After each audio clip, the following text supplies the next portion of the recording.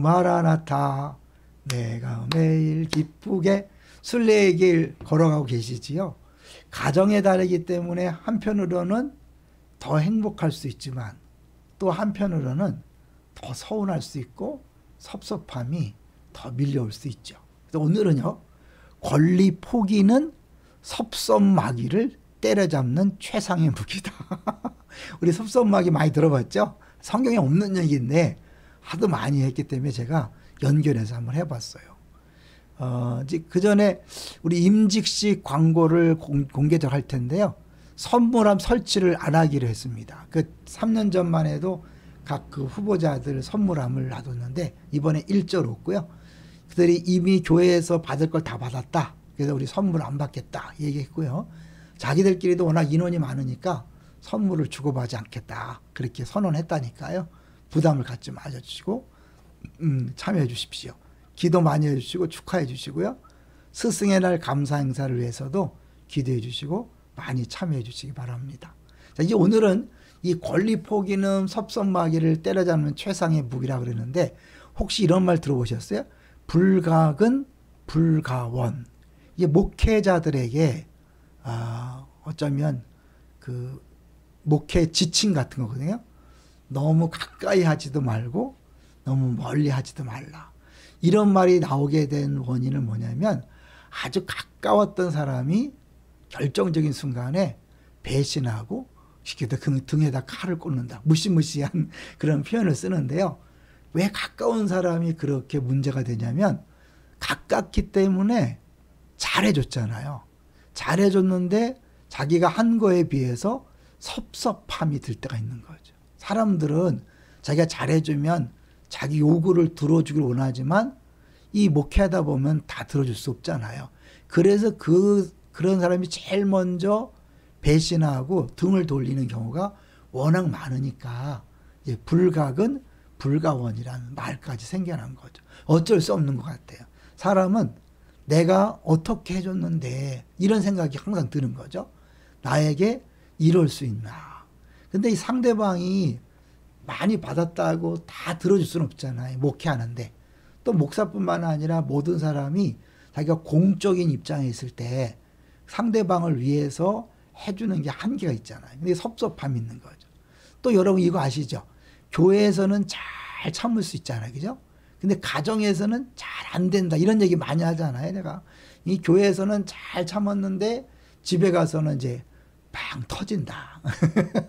그건 뭐냐면 나름대로 그 권리를 주장하고 싶은 거 있는 거죠. 자녀로서 내가 부모에게만큼은 마음껏 내 감정을 표현하고 싶다. 그런 게 있고요. 부모로서 자녀에게 받고 싶은 게 있는 거죠. 특히 이제 가정에 달 때 부모님들이 섭섭한 이유가 마땅히 이 자녀님들이 최소한의 것을 해야 되는데 안 하는 경우가 있잖아요. 그래서 많이 시험 들기도 하고 어려움을 들기도 하죠.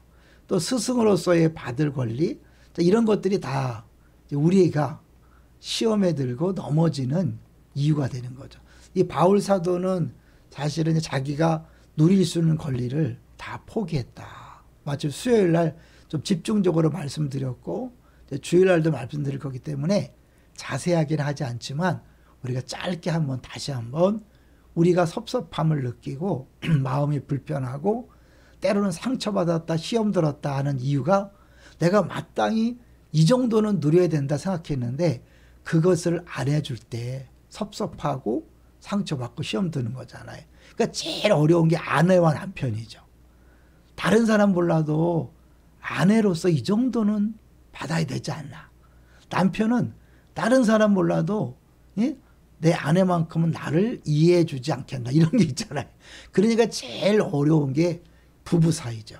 제일 용서 많이 해야 될 관계가 이 부부 사이인 거죠. 근데 그때 제일 먼저 자기를 포기할 해야 되는 관계도 이제 부부 사이인 거죠. 그러니까 부부 관계에서 승리한 사람은 자연히 부모 자녀 관계에서 승리하고 또 뭐 스승과 제자 모든 성도와의 관계에서 넉넉히 승리할 수 있죠.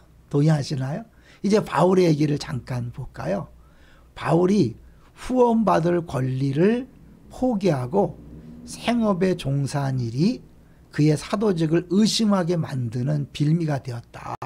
왜냐하면 당시 그 고린도 교회의 그런 그리스, 헬라인들은요, 로마인들은 당연히 지식을 전하는 사람은 돈을 받는 것이 당연하고, 만약에 생업을 하면서 지식을 전한다는 건 수준도 떨어질 뿐만 아니라 뭔가 하자가 있는 게 아니냐라고 하면서 바울이 정식 사도가 아니니까 스스로 찔려서 저런 게 아니냐 이런 얘기를 했거든요. 그러니까 이제 그것에 대해서 자기가 왜 안 받는지를 이야기한 거죠. 사도 바울은 이런 얘기 했어요. 자기가 사역자도 먹고 마실 권리가 있다. 아내를 취할 권리도 있고 생계를 위해 따로 일하지 않고 공동체로부터 그 비용을 받을 권리가 있다. 알고 있다. 그러니까 이것은 상식이기도 하지만 율법의 정신이기도 하다. 그래서 이제 주일날 다시 나누겠지만 이 일하는 소에 멍에를 매지 마라. 그게 이제 뭐냐면 이제 그 입을 그 다물지 않게 마음껏 먹을 수 있게 이렇게 하는 거죠. 사도 바울이 그런 얘기를 했어요.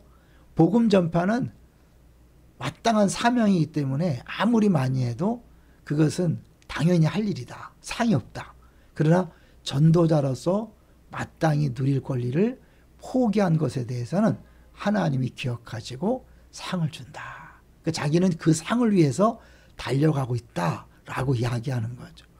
이제 주일 수요일 날 잠깐 봤지만 우리 오 간사님이 정리해 줬던 내용이죠. 이 고린도전서가 아주 치밀한 구조로 되어 있어요.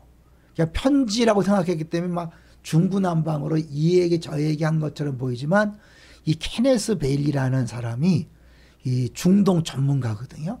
그래서 지중해의 눈으로 본 바울이다. 그러니까 보통 사람들이 보지 못했던 그 아랍 문화권의 신학 서적들 또 문학 이런 풍습들을 잘 알기 때문에 성경을 다르게 볼 수 있는 거죠. 이 고린도전서가 철저하게 처음부터 마지막까지 키아즘 구조로 되어 있는데 제일 한가운데가 뭐예요? 가운데 있죠?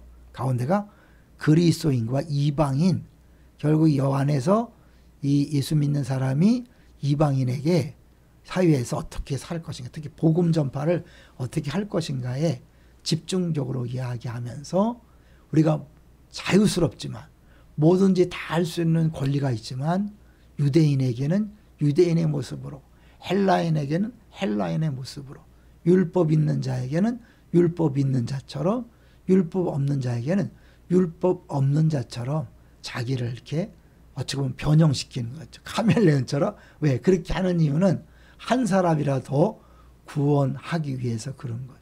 우리에게 놀라운 지침을 주고 있는 거죠. 수요일날 말씀드렸어요.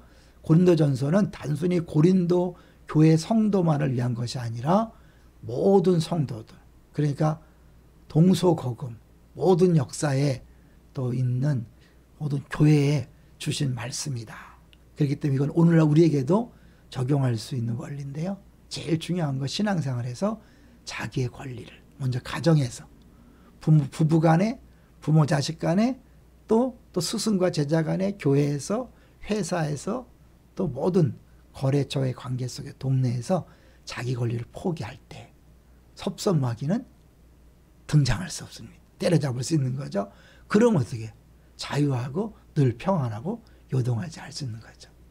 승리하십시다. 할렐루야.